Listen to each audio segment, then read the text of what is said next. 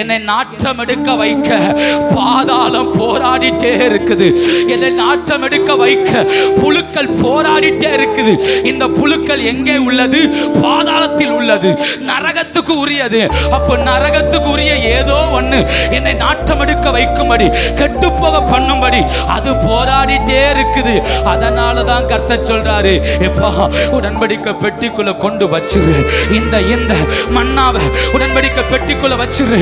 அதுக்குள்ள வச்சிட்டா அது ஒரு நாள் நாராது, ஒரு நாள் நாராது. நான் இப்படி சொல்றேன், கர்த்தர் சொன்னார் இல்லையா, இந்த கல்லின் மேல் என் சபையை கட்டுவேன், பாதாளத்தின் வாசல்கள் அதை மேற்கொள்ளாது.